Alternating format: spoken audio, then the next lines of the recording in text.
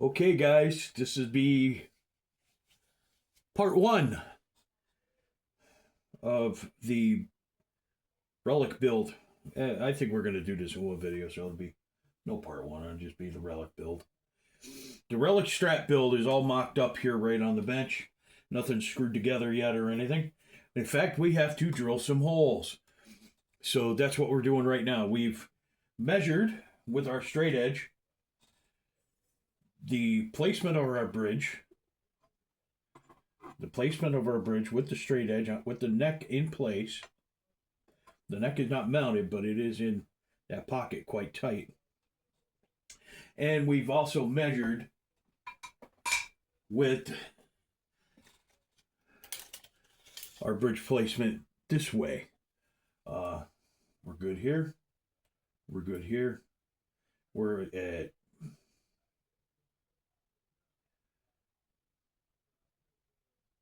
11, 12 and a half.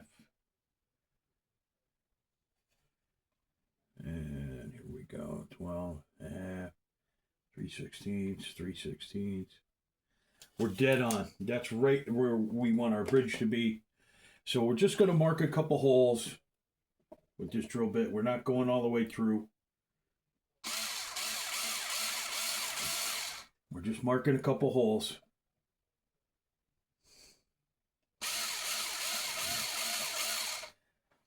Marking a couple holes so when we take the bridge out, we have 2 holes drilled already. And we'll drill those to depth and we'll get the screws mounted. But this is where we are. There's no pot in there yet. We still have to wire. This is an old brass knob. It's heavy as hell. We have a 3-way Gibson toggle. We have an Epiphone Pro Bucker. And we have a 1991 Fender American El Nico pickup from a Stratocaster. And that's what's going in our relic Stratocaster. And let me put that over there. Out of the way. We have gold hardware going on this. And gold hardware and chrome bridge with brass saddles. This is the old school Charvel way. So that's what I was going for, that old school Charvel look. With the key openings on the saddles. And that's the look we're going for, the old school Charvel look. And of course the gorgeous 1980s Lotus neck. There we go. Flame maple all over the place. Look at that. Look at that flame maple. And with our Fat Cat logo on there. That's what we're going for. We're going for an old school Charvel look with class, with the gold hardware. So yeah, a relic with gold hardware. It's kind of funky, but I believe that this is going to be a very amazing looking guitar. But that's where we're at. We're going to drill these holes. We'll mark them out.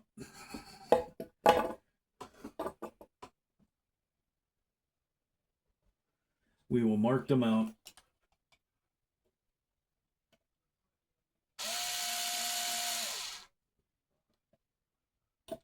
Oh, don't want to be moving stuff now. Yeah, I'll tape this down.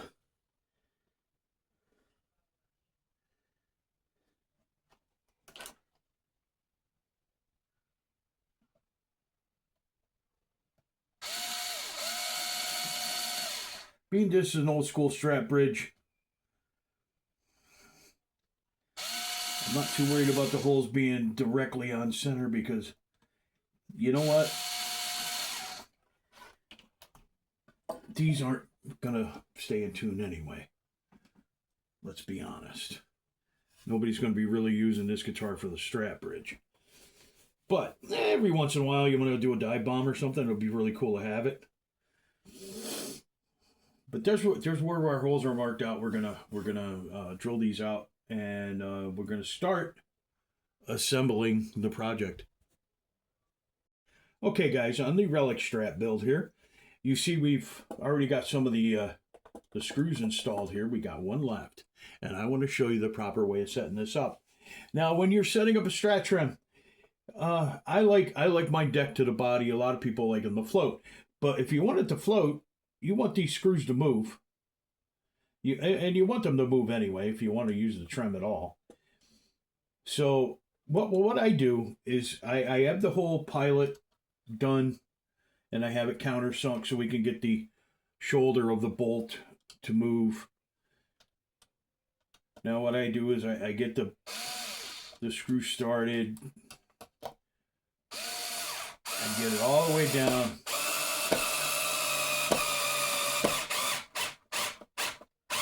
Now you see what I did? I tightened it up till the base plate came off the back.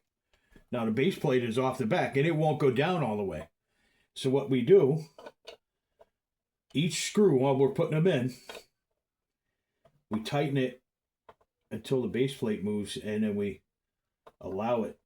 loosen it to allow it to come back. Now this is the one we tightened down just now, so it's too tight. So we're going to allow it to come back. Now I just tightened that one up. I did it a little too much. There we go. Now the base plate can sit flat against the body again. So there we go. That is how you set up a strat trim. A vintage 6-screw strat trim. We want it to move freely. And it will. It'll flutter and do all kinds of stuff. Now, if you want to set up your trim, I like mine decked against the body, but a lot of people want them about that far up, just 1/8 of an inch or so, and that'll allow you to go wiggle, wiggle, wiggle, wiggle, wiggle, wiggle, and have up travel and down. I just went down travel, so that's where mine's set up. So we're on the road to 80s shred master goodness with relic, and here we go. And we'll be back. Here we go. We got the relic strat on the bench, and we have the neck in place. It's not a super tight pocket, but it's tight enough. It's a hell of a lot better than Fender. So we're good. All we're doing here is we're going through these existing holes, and my stop is going to stop me.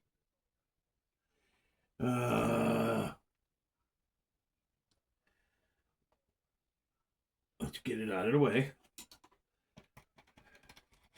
There we go. And all we're doing is just very ever so slightly scoring the back of this neck, because we have filled it in a short earlier. We filled it with toothpicks. So just marking it with a thing wouldn't work. The marks would be unreadable. So there we are. We've got the neck scored, and we're going to drill it. So let's get the body down. Back on the bench here. And we'll get the neck. But the funny thing, I have bins and bins and bins and bins of parts. I don't have a freaking neck plate. I got to order a neck plate. So we're not going to be able to mount this neck today unless we use some washers. Now, I have see, that's way too deep now. I have a zip tie on here. And that's my little depth stop. There you go, a little deeper. That's my depth stop. So I know when I drill deep enough, when I drill down into this neck, I can only go so far, because I don't want to go into the fretboard. So, and I really don't want to ruin this neck. This neck has been through enough. So, there we go. We're just going down to the depth stop.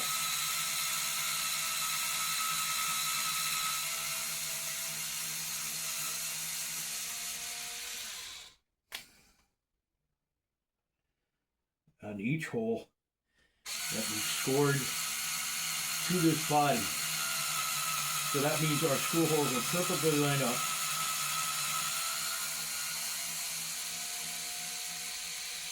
And this is a big enough bit to account for these large screws. I like using the larger screws because you don't want your nut to move.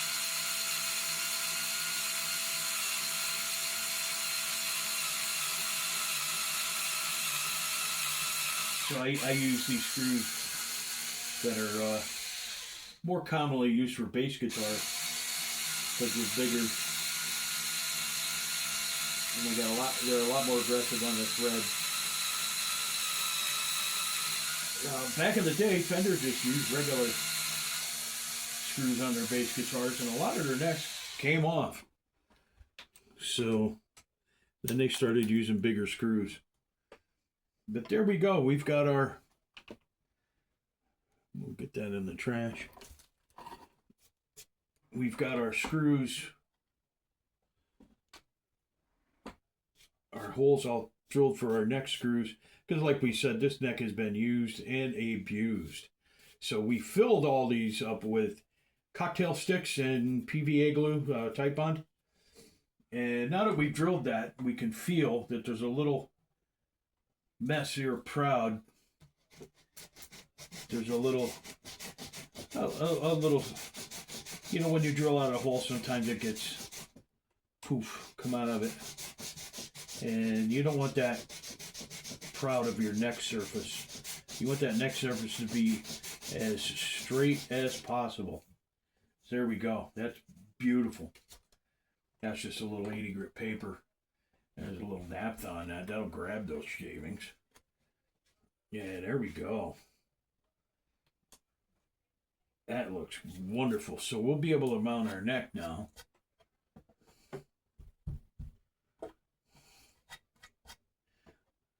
And look, see, it's a nice tight pocket. It's not tight enough that you're going to pick the body up, but it's tight enough that you got to press it down in there. So that's perfect. That's way better than Fender ever did. And I know you Fender bros are going to be like, "Whoa, Fender's the god." Yeah, but, you know, Fender can't do fret work to save their lives, and they do not know how to make a right net pocket. So, here we go. Here's another step done. You know what? I'm thinking I'm going to mount this anyway. I'm going to put a couple washers underneath those until I get a neck plate. I'm going to put some washers under the screws. But once I get a neck plate, we'll be okay. And then we'll just swap that out. I think we're going to move on to the next. I think the next, because I'm still waiting on some parts. I'm waiting on string trees, and I'm waiting on strap buttons, and I'm obviously waiting on a neck plate that I just ordered a couple minutes ago. And wow, I'm just admiring my fret work. Oh, so beauteous. So I think we're going to mount this neck, and we're going to move on to wiring this up because everything's mocked up in the pick guard already. I think we're just going to grab a used CTS pod out of the bins and wire this up, and then wire in the jack plate. I think this is awesome. Okay, I'm finding out that as I'm installing the claw, that there is no hole drilled for the bridge ground on the claw. So we're going to have to drill that hole. And I think that's what we're going to do. We're going to put it about here and drill it into that main cavity. So we're just going to get a drill bit here.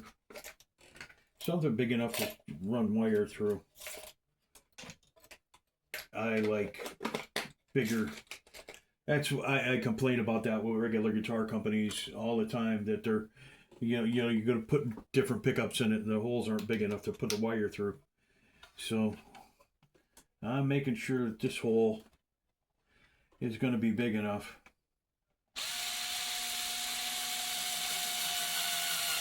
So I'm not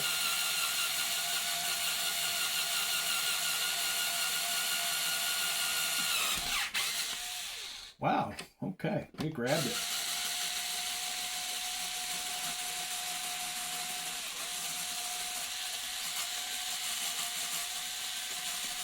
Come on, get out of here. There we go. It just didn't want to come out. So there's our hole.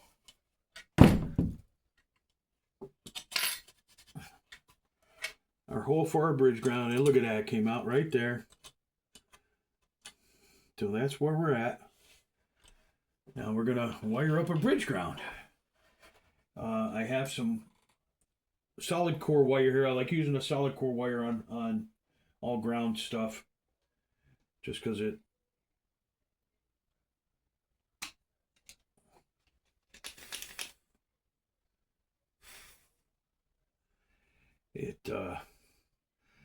have something solid to ground a pot on. And of course, when you're working with a bridge ground on a claw, like we are, there we go. I like to pre-bend all this stuff. Drill bit away. I like to pre-bend all this stuff. We need to have drill bits out though.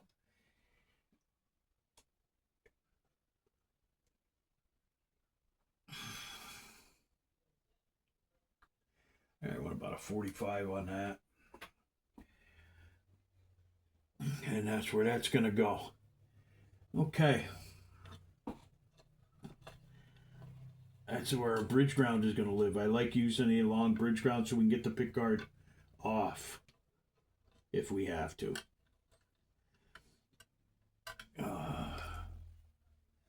This is kind of wanting to sit upright, so we're going to bend this down a little bit.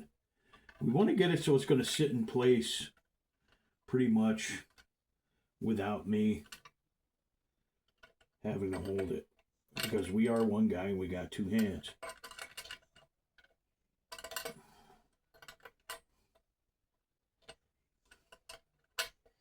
Come on. It's a little too bent.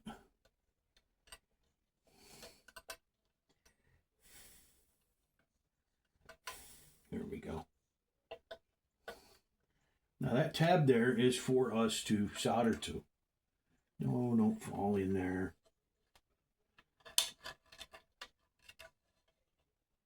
That tube is for us to solder to.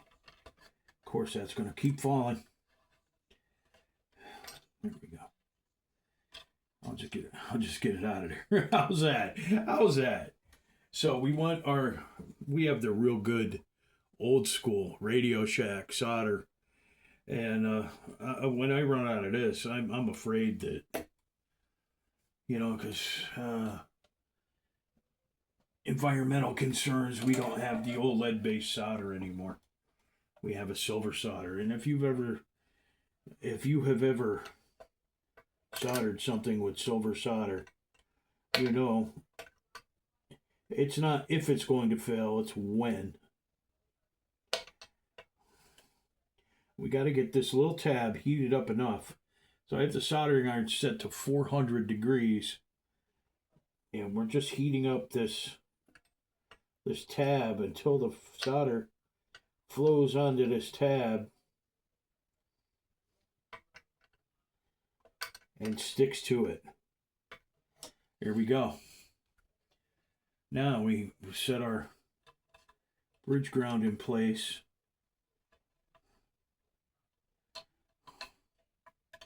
Come on. There we go. Yeah, before it was falling through. Now it don't want to go in there at all. That's just story of Guitar Repair 101. Now we want to hold that down and get it heated back up so that the solder flows again. Now, obviously that sucked.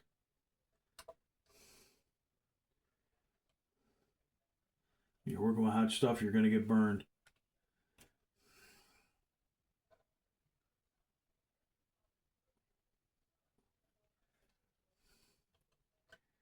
Put a little more solder in there.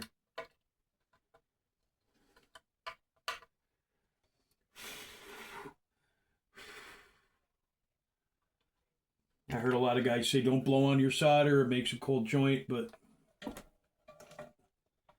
we want the wire not to move.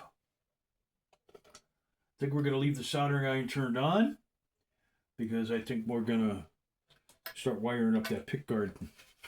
But there's our bridge ground. We got a nice long lead here. And that's going to work. I'll bring you back when we start wiring up that pick guard. You know, if you're doing something, it helps to turn on the camera. If you're trying to film something, it really does help to turn on the camera, doesn't it? As you can see, we've been starting to mount the neck. This is a snap-on from my old machinist days. And these things are awesome. But this screw is not good. The head is stripped. It wants to slide, so we're going to replace this screw. We'll leave the washer there. We'll get another screw for that one.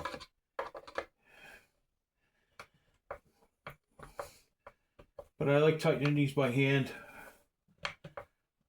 just so you're not snapping heads off or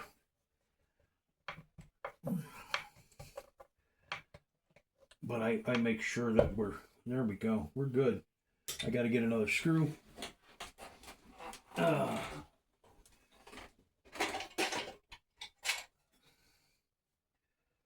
see. That looks like a new one. I'll put this one in. We'll use it for garbage.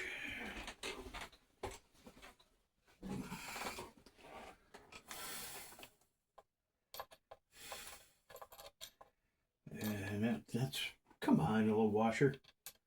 Little washer. Little washer. I like my screws so they fall down in.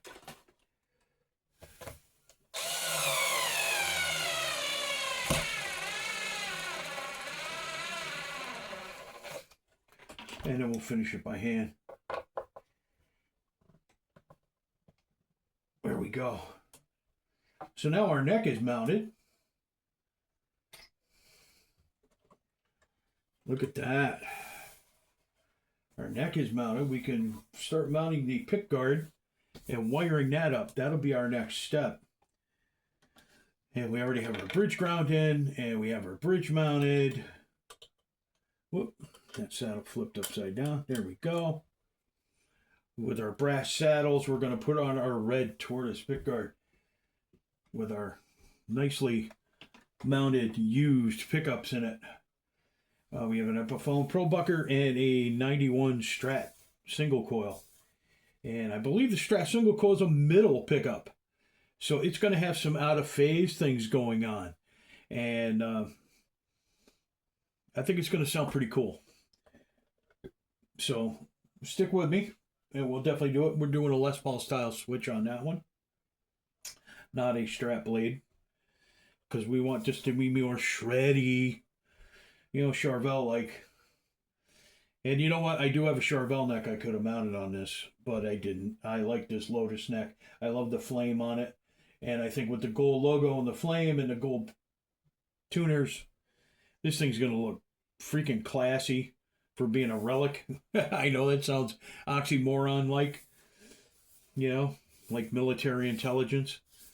Two words combined that can't make sense. So there we are. We'll be back. Okay, guys, here we go. We are all wired up. We got our volume knob on there. And we got it all the way up. And look at, we're in the middle. We got both pickups. We're up here. We just got this one. And then we're down here. We got this one. Our volume knob works. I believe this is going to be fantastic. We're going to start screwing this down, drilling some holes. Fantastical things. Here we go, people. Here is the Relic Stratocaster. It's all strung up, or it's not strung up. We're waiting to string it up. We're waiting on string trees. String trees won't be here till tomorrow. But there it is. It's all put together. It looks fantastic. We got to clean up the bench. Obviously, we got a lot of sawdust here. But we're all screwed together. We're not putting a rear cover on it, but there it is in the rear. Got a beautiful gold-colored, brass-colored claw, which seems nice. And we're waiting on our neck plate. We got washers in there for now, but so the neck is definitely secure and tight. There it is. There's our Relic. There's our Relic. There is our Relic. This thing is gorgeous. This will be getting the video treatment, obviously, because that's what we're doing here. And I gotta take a little nap and clean that off. And this is a body from Amazon. And this neck is an old 80s Lotus neck that I've refurbished. I've got about 3.5 hours of work in. It's flame maple. And I've leveled and dressed and recrowned all these frets. This is a Dragonfire pickguard. This is an old CTS pot out of my bins. This is an old 3-way switch out of like a Gibson SG because it's a shallow. This is an Epiphone Pro Bucker. And this is a 1991 Stratocaster middle pickup. So this has got a, I think this is going to make a cool out of face tone while we're in the middle position. I think it's going to get some real quacky Strat, like Stevie Ray Vaughan type stuff going on. And let me just move that so it doesn't pop off. We've got a push-in bar. This is a vintage 6-screw trem from Geiger with the Geiger brass keyway saddles. I wanted the keyway saddles because I wanted that old vintage Charvel look, especially with this vintage relic type body. So this is gonna be a beast. I've got 3 springs in there and I got the claw really tight. So we're really not using this except for some dive bomb every once in a while, or some very light tremolo action. So we're not worried about that. This is really nice. When I get the neck plate and the string trees, the gold string trees, we're going to string this up and we're going to do a pretty lengthy conclusion video because this is going to get E flat, and we'll play you some Rat, and we'll play you some Kiss, and we'll play you some, some shredder stuff. See how my fingers move that day, and we'll try to do some shredder stuff. I am getting injections in my hands to alleviate my trigger finger. So that is coming. So we'll be able to do a little more extensive conclusion videos, a little more playing, because I won't be in pain. But we're going to wait for this. We're going to wait for our string trees and wait for our neck plate, and then we're going to finish this one. And then what I'm going to do right now is I'm going to go back over to the Spalted Paw and do another coat of clear on the headstock. We'll see you in a bit. It's only going to be a second for you guys, but for me, it's going to be a couple days. Hi, guys. That's the end of this video for today. There won't be a conclusion video. You're not going to see me put the string trees on because the guitar got sold before I was able to videotape anything. And let me tell you, I built dozens and dozens and dozens of Stratocasters. Every major studio in this area has one of my Stratocasters in it. And This is probably one of the best ones that I've ever built. I'm really proud of it. It came out fantastic. It sounds great. It plays like absolute silk. And it fetched a really good price. A friend of mine came in to buy the junk relic that I had built from junk parts in my shop. And he played that one and it's like, no, I gotta have this one. And he was willing to pay like 3 times the money for it. So it is sold, it is gone. So enjoy. I will see you next week. Please like, subscribe, and comment on the channel. The more you like, the more you subscribe. Well, when you subscribe, the more you like. And comments. I don't care if they're bad or good. You want to roast me all day for fixing chipsons? You can roast me all day. You know what? But as long as you hit the comment button, because the algorithm is going to make things work better for me when that happens. So like, subscribe, and comment. Tune in next week to One Legged Luthier, and look up Fat Cat Customs on Facebook. I will see you next week.